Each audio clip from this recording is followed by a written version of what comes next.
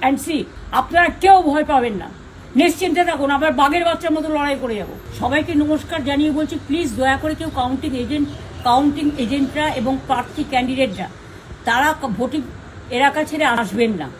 Strong রুমে যেখানে counting হচ্ছে, মানে সেন্টারে, সেখান ছেড়ে কেউ আসবেন না। এটা বিজেপির প্ল্যান। প্রথম 2-3 রাউন্ডে আমি কালকে থেকেই বলছি যে ওদেরগুলো আগে দেখাবে, আমাদেরগুলো পরে দেখাবে। এবং অনেক জায়গায় 2-3 রাউন্ড কাউন্টিং করার পরে প্রায় 100টা জায়গায় কাউন্টিং বন্ধ করে রেখে দিয়েছে। এবং কল্যাণীতে ধরা পড়েছে 7টা মেশিন, যেখানে কোনো মিল নেই।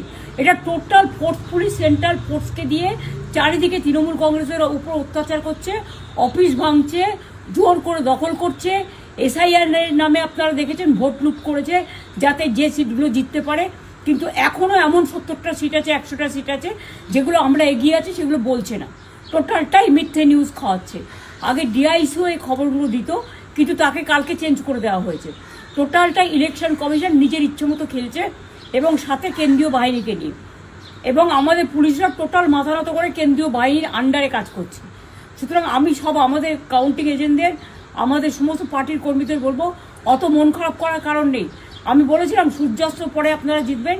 3 রাউন্ড 4 রাউন্ড কাউন্ট হলেও এটা 14 রাউন্ড থেকে 18 রাউন্ড কাউন্ট হয়, তখন আপনারা জিতবেন।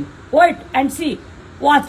আমরা সবাই আপনাদের সাথে আছি, আপনারা কেউ ভয় পাবেন না, নিশ্চিন্তে থাকুন, আবার বাঘের বাচ্চার মতো লড়াই করে যাব।